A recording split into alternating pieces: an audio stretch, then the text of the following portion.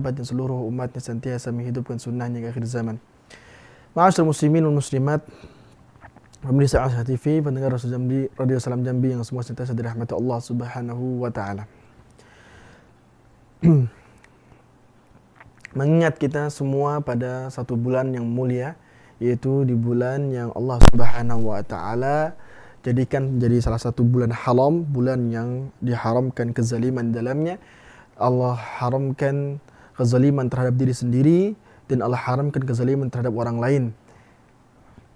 Di mana di bulan ini, yaitu bulan yang kita di tengahnya atau berada di dalamnya, ini adalah bulan yang disebut oleh orang-orang jahiliyah kala itu dengan bulan yang bermakna ta'zim, pengagungan, bulan yang bermakna taqwiyah, bulan yang pengagungan, yang mulia, ya, yang agung, ya. Bulan Rajab. Rajab, kata Al-Imam Ibn Rajab menukilkan kenapa disebut Rajab, karena mereka adalah dahulu kaum jahiliyah menyebut mengagungkan bulan ini. Dan ma'asyiral muslimin rahimakumullah, Ibnu Faris menyebutkan juga dalam Maqayis Mu'jamil Lughah bahwa rajim ba ini lita'zim, untuk unsur pengagungan, sehingga sesuailah kenapa mereka menyebut bulan ini ya sebagai Rajab, karena di bulan ini, tepatnya di bulan ini, mereka mengagungkan. Mengagungkan siapa? Mengagungkan bulan itu dalam hal tidak berperang. Dan satu-satunya kabilah yang tidak berperang, yang dimana mungkin kabilah-kabilah terdahulu masih saja mau berperang atau beralasan kepentingan mereka menerabas bulan yang sebenarnya ini adalah bulan pengagungan bagi mereka, tetap berperang. Hanya satu yang tidak berperang dan bertahan untuk tidak berperang karena mengagungkan sekali bulan ini, yaitu adalah kabilah Mudhar. Makanya seringkali dan termasuk Nabi SAW menisbatkan bulan ini dengan kabilah tersebut, mengidhafahkan Rajab Mudhar. Nah, ma'asyiral muslimin rahimakumullah, Imam Bukhari pernah menyebutkan pengakuan salah seorang dari kaum jahiliyah. Mereka menyebutkan bahwa ketika mereka menyembah bebatuan, ketika mendapati batu yang lebih baik, mereka buang batu yang sekarang, mereka gantikan batu yang lebih baik mereka dapatkan. Apabila mereka tidak menemukan batu yang lebih baik, ya, maka mereka akan mengumpulkan pasir, lalu mereka akan siramkan kepada pasir tersebut susu unta, lalu mereka akan tawaf di sekitar pasir tersebut. Dan di antara yang mencengangkan adalah bahwa ia mengatakan di bulan ini, ya, di bulan ini mereka menyarungkan semua benda tajam. Ini bukan sekedar menahan untuk tidak membawa benda tajam, ya, dari membunuh, dari memberontak, berperang, karena bulan yang agung tidak boleh berperangan, tidak ada peperangan, tidak boleh berperang. Tapi benar-benar, ya, yang setiap yang tajam disarungkan. Ini menunjukkan bahwa mereka di masa jahiliyah mengagungkan bulan ini untuk tidak berperang. Ini orang-orang di masa jahiliyah. Di masa datangnya Islam, di masa, ya, datangnya Islam, berarti masa berakhirnya masa jahiliyah. Yang masa jahiliyah, ya, itu adalah masa sebelum datangnya Islam. Jadi ketika datangnya Islam, ya, masa datangnya Islam, bulan ini bukan hanya dijadikan bulan yang mulia, di mana Allah Subhanahu wa taala masih saja menjadikan Rajab sebagaimana namanya. Rajab itu artinya agung, ya. Maka Allah jadikan bulan ini pun dalam Islam juga Rajab agung. Hanya saja disempurnakan oleh Allah Subhanahu wa taala apa yang masih kurang. Benar mereka di masa jahiliyah tidak berperang. Di Islam pun dalam bulan ini tidak ada boleh perperangan. Tidak ada dalam Islam pun tidak ada boleh kezaliman, ya. Kezaliman yaitu lebih meluas atau lebih umum dari kata peperangan. Sehingga Allah Subhanahu wa taala dalam ayatnya menerangkan, inna iddatas suhuri indallahi 12 syahran fi kitabillah yauma khalaqas samawati wal ard minha arba'atun hurum. Ada 4 bulan haram. Lalu kemudian Allah Subhanahu wa taala mengatakan pada setelahnya, fala tadhlimu fihinna anfusakum. Maka janganlah kalian berbuat zalim di bulan-bulan haram tersebut, termasuk Rajab, diri kalian sendiri. Maka para ulama kemudian menjelaskan, semisal Ibnu Rajab rahimahullah, mengapa kemudian disebut bulan haram. Maka di antaranya ada yang mengatakan tidak boleh berbuat dosa di dalamnya, sehingga tidak hanya sekedar sebatas menahan dari satu kesalahan, yaitu perang atau melukai, membunuh. Namun setiap yang berdosa, setiap kegiatan atau perbuatan maksiat itu diharamkan. Makanya Ibnu Rajab kemudian menerangkan setiap kebaikan yang dilakukan di bulan haram akan dibesarkan oleh Allah. Begitu pula setiap kemaksiatan yang dilakukan di bulan haram akan dibesarkan oleh Allah Subhanahu wa taala dosanya. Jadi ma'asyiral muslimin wal muslimat pemirsa Al-Jazair TV, pendengar sekalian rahimakumullah.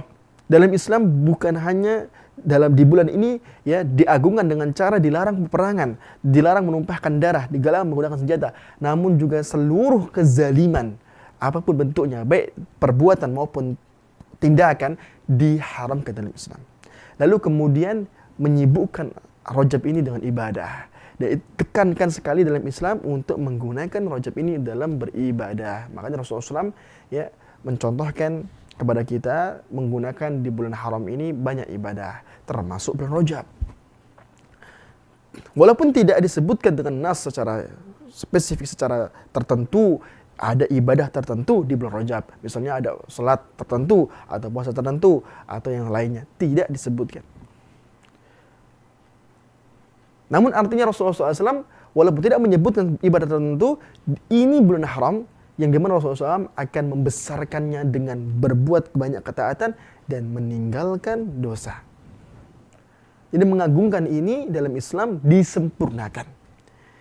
Nah sekarang pertanyaannya, seberapa agung bulan ini buatmu, saudaraku?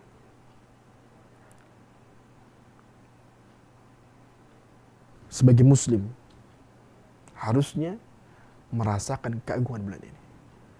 Jangan sampai Anda atau kita ini termasuk orang-orang yang baru menyadari, oh ternyata kita di bulan Rajab. Baru tahu dia bahwa sekarang ini bulan Rajab. Menunjukkan ketara sekali, menunjukkan bahwa dia tidak perhatian dengan bulan Hijriyah minimal, lebih-lebih bulan haram. Ma'asyiral muslimin rahimakumullah. Ya. Jahiliyah mengagungkan bulan ini. Islam mengagungkannya pula dan menyempurnakan pengagungan tersebut untuk meraih ridha Allah Subhanahu wa taala. Maka kita semua muslim, muslimat hendaknya merasakan getaran ya pengagungan tersebut di bulan ini. Ma'asyiral muslimin wa muslimat. Pemirsa Al-Jazair TV, pendengar Radio Islam Jambi, yang semoga senantiasa dirahmati Allah Subhanahu wa taala. Melanjutkan pembahasan kita yang menyebutkan bagaimana perjuangan orang-orang terdahulu yang soleh di antara kita berjuang meninggikan kalimat Allah Subhanahu wa taala. Mengorbankan harta dan jiwa. Ma'asyiral muslimin rahimakumullah. Allah Subhanahu wa taala seringkali menggabungkan antara ibadah salat dan ibadah zakat. Paling gampangnya kita temukan dalil yang menyebutkan berbarengan antara salat dan zakat pada surah Al-Bayyinah. Wa ma umiru illa liya'budullaha mukhlishina lahuddin hunafa'a wa yuqimus shalah wa yu'tuz zakah. Mereka tidak diperintah kecuali agar beribadah kepada Allah tulus hanya kepadanya dan menjauhi berpaling dari kesyirikan, dan agar mereka juga ikhlas dalam mengerjakan salat dan menunaikan zakat, membayarkan zakat. Ma'asyiral muslimin rahimakumullah. Ya, yang namanya ibadah salat ini adalah ibadah badaniyah. Raga, badan. Sementara untuk zakat itu adalah ibadah maliyah, harta. Di mana dalam ibadah Allah Subhanahu wa taala seakan meminta kepada kita untuk mempertaruhkan dua ini. Ketika Anda sholat, Anda pun zakat. Ketika Anda mengorbankan jasad, jiwa Anda, korbankan harta Anda. Wa yuqimus shalah wa yu'tuz zakah. Oleh karena perniagaan dan modal perniagaan untuk sampai surga itu adalah dua ini. Anda jual jiwa Anda, atau kita jual jiwa kita dan harta kita untuk mendapat surga Allah. Innallaha ashtara minal mu'minina anfusahum wa amwalahum bi anna lahumul jannah. Allah membeli dari orang-orang yang beriman jiwa mereka dan harta mereka.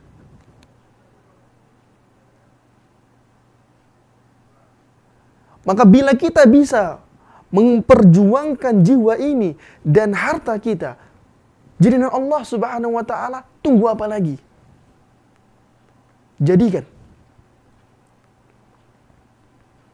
setiap program-program dakwah, terdapat ceramah, terdapat halaqah Quran, terdapat kemudian pendidikan parenting Islamiyah. Kalau kita tidak bisa dengan jiwa kita, dengan harta kita. Kalau kita tidak bisa dengan harta kita, jiwa kita. Lebih baik lagi kalau kita bisa mengeluarkan jiwa kita dan harta kita.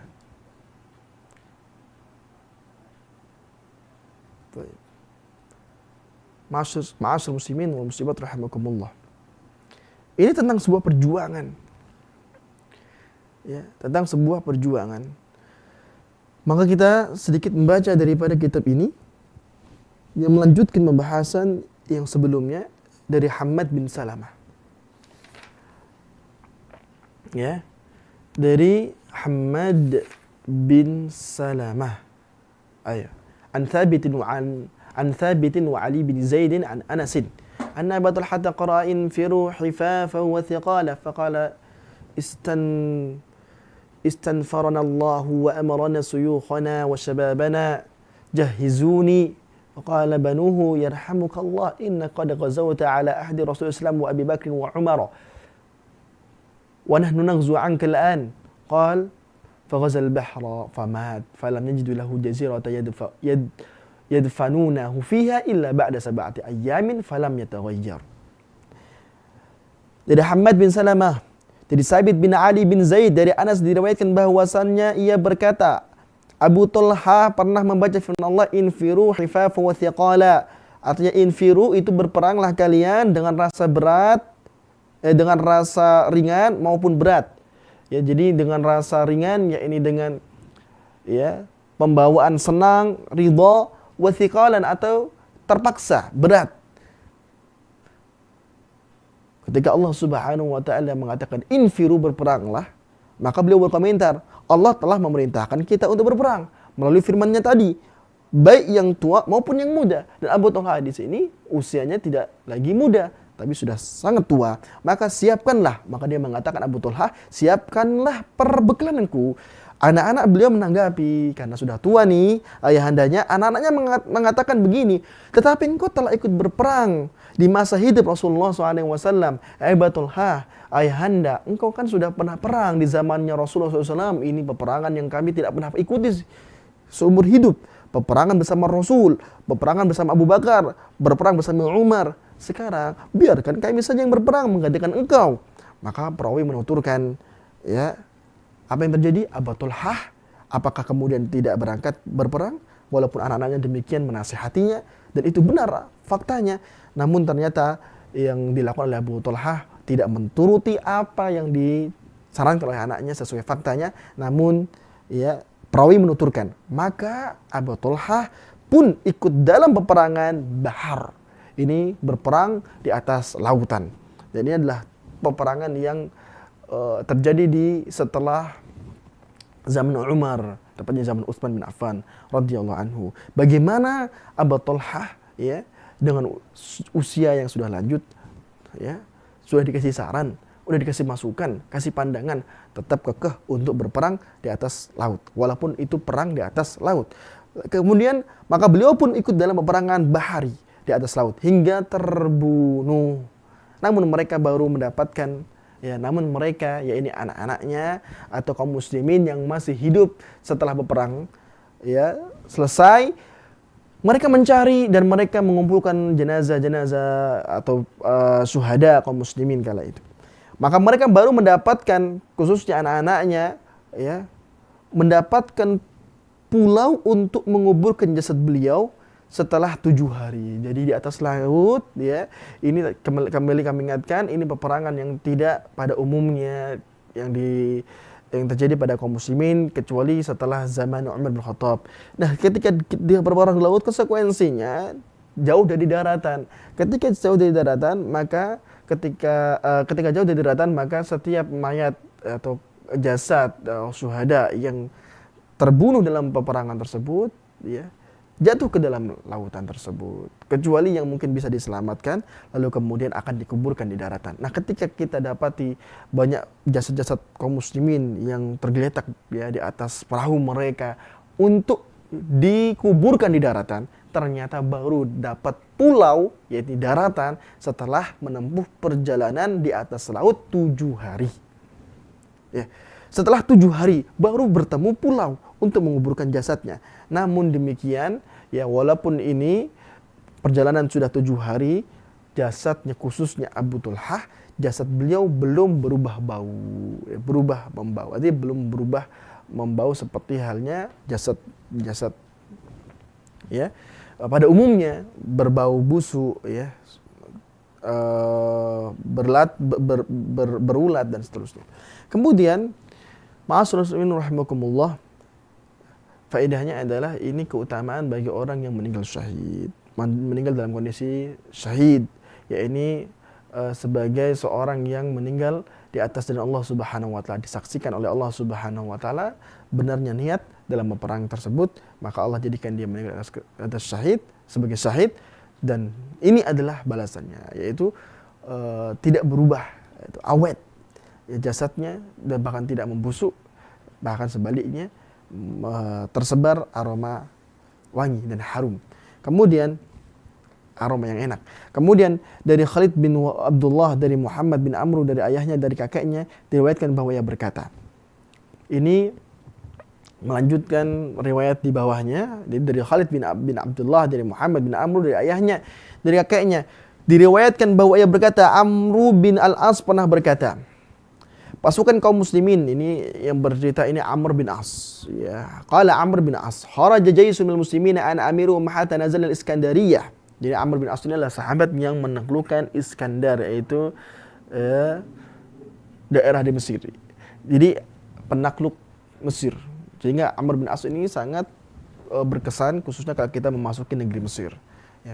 Itu adalah sahabat Amr bin As radhiyallahu anhu. Maka beliau bercerita, pasukan kaum muslimin dengan Amr bin As pernah berkata, pasukan kaum muslimin dengan saya sendiri sebagai pemimpinnya pernah keluar hingga sampai di Iskandariyah, Mesir sekarang. Jadi artinya ini pasukan menerobos lautan, Laut Merah, menerobos lautan sampai dengan ke benua Afrika. Dan ini menuju di lebih tepatnya negeri Mesir. Kemudian salah seorang pembesar mereka, orang kafir, mengatakan, biarkan maju salah seorang di antara kalian yang bisa kuajak bicara. Aku berkata, hendaknya tidak seorang pun maju selain aku. Maksudnya diajak diskusi. Maka Amr bin As tidak mau menyarankan siapapun kecuali dirinya. Kemudian maka aku pun maju bersama penerjemahku, karena beda bahasa ini. Demikian juga pembesar itu didampingi penerjemahnya. Untuk kemudian disiapkan 2 mimbar untuk kami berdua. Ia bertanya, kalian ini siapa? Maka kami menjawab, Amr bin As mengatakan, kami adalah bangsa Arab. Kami adalah bangsa yang berdaulat dan terhormat. Kami adalah pemilik Baitullah. Kami adalah orang-orang yang tinggal di tanah paling sempit dan paling sengsara hidupnya. Kami bisa makan bangkai dan darah, saling membunuh. Kami hidup dalam kondisi paling buruk yang bisa dialami manusia. Ini menunjukkan kewibawaan, keperkasaan pasukan. Dan ini dalam konteks ini ya, bukan konteks main-main, bukan dalam lucon candaan, sandiwara, pura-pura, tapi untuk mengangkat harkat martabat pasukan kaum muslimin di mata musuh agar mereka gentar. Dan ini tidak mengapa, bahkan disarankan, dianjurkan. Kemudian kami hidup dalam kondisi paling buruk yang bisa dialami manusia. Itu berlangsung sampai muncul di tengah-tengah kami seorang laki-laki Nabi Muhammad SAW. Bukan yang paling terhormat dan bukan pula yang paling kaya di antara kami. Beliau menyatakan, saya adalah utusan Allah untuk kalian semua. Beliau menyuruh kepada kebajikan dan mencegah kemungkaran yang bisa kami lakukan, yang biasa kami lakukan. Namun kami menantang dan mendustakannya, bahkan membantahnya sampai akhirnya ada kaum lain yang menyambutnya dan berkata, kami membenarkan ajarannya dan akan memerangi orang-orang yang memerangimu. Maka beliau berhijrah ke tempat mereka. Namun kami mengejar dan memeranginya. Tak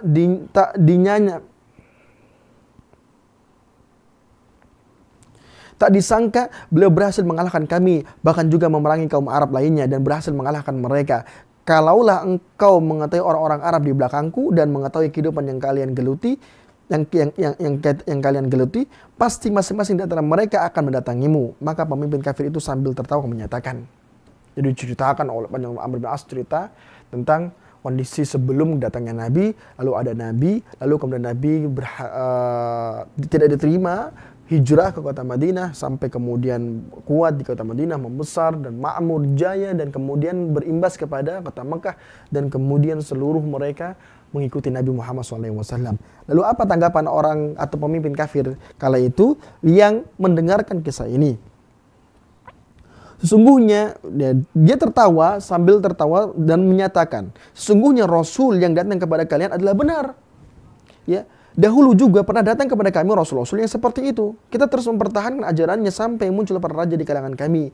Mereka pun memperlakukan kami dengan hawa nafsu mereka dan meninggalkan ajaran para nabi. Kalau kalian semua mengikuti ajaran Rasul yang diutus kepada kalian, maka setiap orang yang memerangi kalian pasti bisa kalian kalahkan.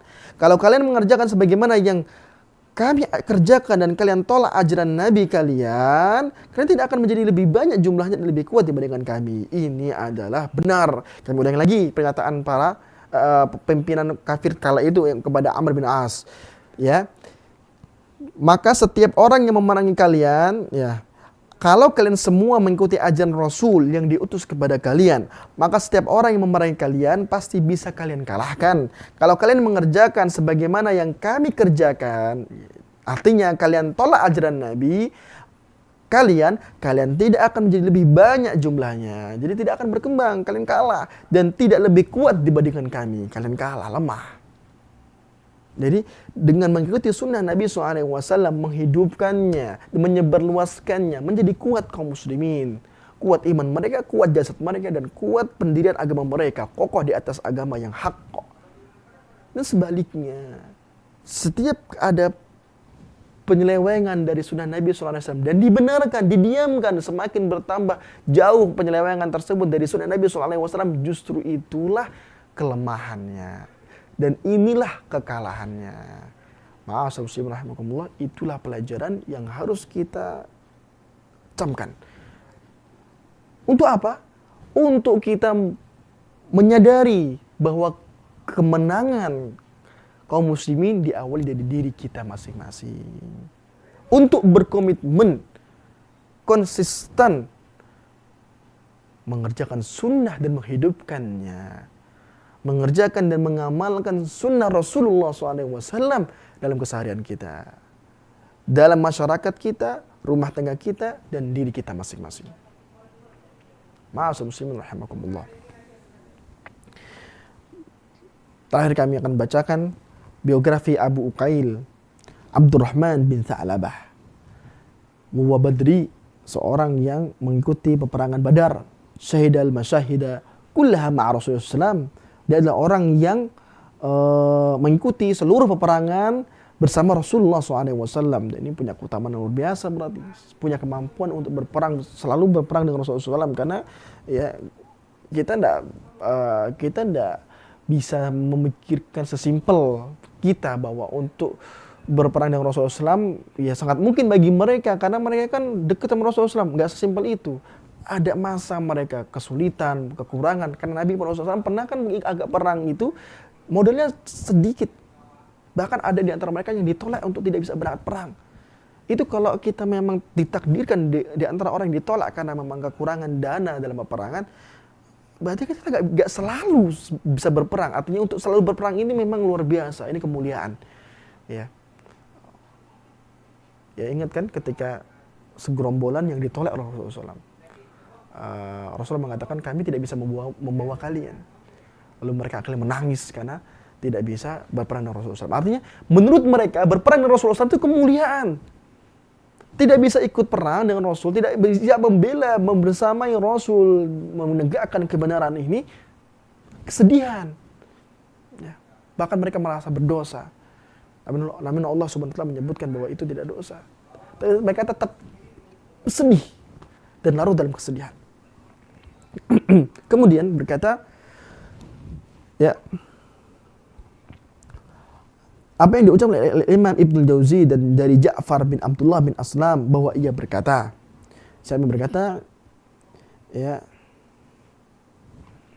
Aslam, ya, Abdullah bin Aslam, Ja'far bin Abdullah bin Aslam berkata, di waktu peperangan Al-Yamamah,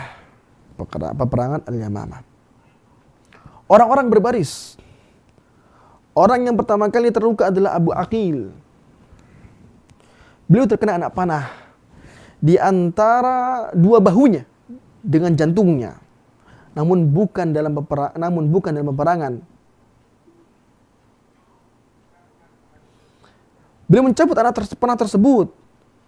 Namun ketika dicabut yang menyebabkan pinggul kirinya lumpuh pada awal siang, sehingga beliau pun diusung ke kendaraannya. Jadi kena anak panah, lalu kemudian terpanah, dicabut anak panah tersebut, ternyata memberikan efek atau dampak lumpuh. Ketika peperangan semakin memanas dan kaum muslimin terdesak dan meninggalkan kuda-kuda mereka, sementara Abu Aqil masih dalam keadaan lumpuh karena lukanya. Di perangan ini ya dahsyat ya, kaum muslimin kena gempuran gitu kan, kena himpitan. Sementara Abu Aqil dalam kondisinya lumpuh di atas kendaraannya, lumpuh karena lukanya. Tiba-tiba beliau mendengar panggilan dari Ma'an bin Adi yang ditujukan kepada kalangan Ansar. Ya Allah, kembalilah wahai orang-orang Ansar untuk memerangi musuh Allah. Maka Abdullah bin Umar berkata, maka Abu Aqil berupaya bangkit untuk memanggil kaumnya. Aku langsung mengatakan, jadi ketika dia dengar seruan ya, salah satu pasukan kaum muslimin yaitu Ma'an bin Adi, beliau lanjutkan seruan tersebut ya untuk kaumnya, kaum Ansar. Lalu kemudian dia mengatakan, ia memanggil orang Ansar tetapi tidak bermaksud memanggil orang-orang yang sakit. Ya, jadi maksudnya ya, aku langsung mengatakan kepada Abu Aqil ya, bahwa dia itu Ma'an bin Adi tidak sedang menyeru orang-orang yang fit, yang sehat. Untuk yang sakit tidak. Nah, maka kemudian Abu Aqil menjawab, tapi saya juga termasuk orang-orang Ansor. Sementara tadi Ma'an bin Adi mengatakan orang-orang Ansor, saya termasuk orang Ansor dan saya akan menyambut panggilan itu meskipun dengan merangkak. Maka Ibnu Umar mengatakan, maka Abu Aqil segera berkemas dan mengambil pedangnya dengan tangan kanannya dan segera memanggil orang Ansor. Kembalilah kalian semua sebagaimana yang kalian lakukan di peperang Hunain. Berkumpullah dan majulah, semoga Allah merahmati kalian semua.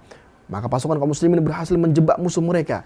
Termotivasi dengan orang yang sudah lumpuh, membawa senjata dengan kanannya, mengatakan dengan orasi di tangan kaum muslimin, di pasukan kaum muslimin, majulah, semua Allah merahmati kalian semua. Nah begitu. Maka pasukan kaum muslimin berhasil menjebak musuh mereka. Ini luar biasa ya. Kata-kata positif ya di saat genting, di saat carut marut, acak-acakan, tidak stabil, membuat kembali fokus, kembali kemudian berperang. Bahkan berhasil menjebak musuh mereka sampai mereka sanggup memaksa musuh mereka tersebut untuk masuk ke perkebunan. Disitulah mereka saling berhadapan, ya, dan pedang-pedang mereka saling beradu. Ibnu Umar melanjutkan. Jadi ini Ibnu Umar saksinya.